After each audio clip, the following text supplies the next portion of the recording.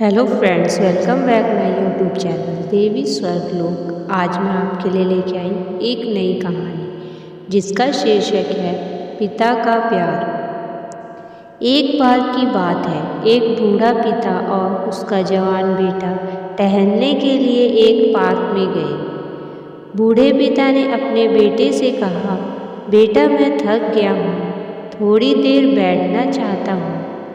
फिर पिता और बेटा दोनों पार्क के एक बेंच पर बैठ गए। तभी पिताजी की नज़र सामने की एक पेड़ पर गई। वहाँ उन्होंने देखा कि एक पक्षी पेड़ की टहनी पर बैठा है। पिता थोड़ी देर तक उस पक्षी को देखते रहे। उसके बाद पिताजी ने अपने बेटे को पेड़ की टहनी पर बैठे उस पक्षी की ओर दिखाकर पूछा, बेटा जो पेड़ की टहनी पर बैठा है वह क्या है? बेटे ने अपने पिता के प्रश्न का उत्तर देते हुए कहा, पिताजी वह तोता है। कुछ मिनटों बाद पिताजी ने अपने बेटे से फिर से वही प्रश्न पूछा, बेटा वह क्या है? इसके बाद बेटे ने ऊंचे आवाज से बोला, पिताजी अभी थोड़ी देर पहले ही तो बताया कि वह तोता है।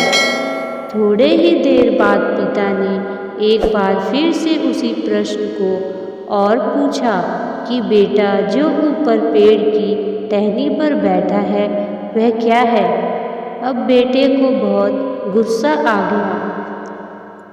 वह चिल्लाते हुए अपने पिता से कहने लगा, पापा क्या आपको कुछ सुनाई नहीं दे रहा है या आपको कुछ भी समझ नहीं आ रहा है? मैं आपको कितनी बार बता चुका हूँ कि वह तोता है। तोता फिर भी आप थोड़े देर बाद बार बार केवल यही प्रश्न ही पूछे जा रहे हो। आखिर आपको यह जानकर करना क्या है?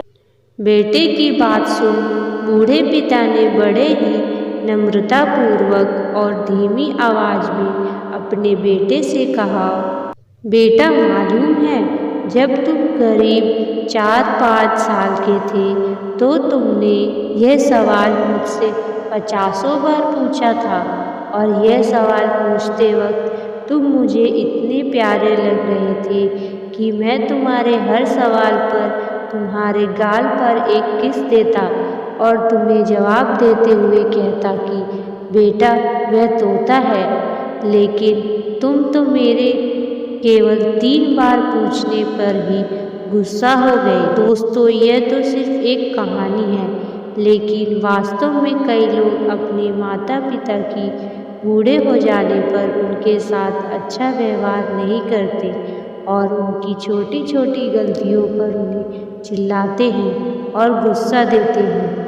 जब भी हमारे माता पिता हम पर निर्भर हो तब हमें उनके प्रति हमारी जिम्मेदारी अच्छे से निभानी चाहिए। माता पिता को हमेशा अपने बच्चों के प्यार की आस होती है, इसलिए उन्हें नाराज करने की बजाय उन्हें हमेशा खुश करना चाहिए, क्योंकि माता पिता की देखभाल ही हमारी असली जिम्मेदारी है। ऐसी ही और कहानी सुनने के लिए मेरे चैनल को सब्सक्राइब करें एंड बेल आइकन घंटी दबाएं ताकि मेरी अगली कहानी का नोटिफिकेशन आपके पास सबसे पहले पहुंचे। थैंक यू, धन्यवाद।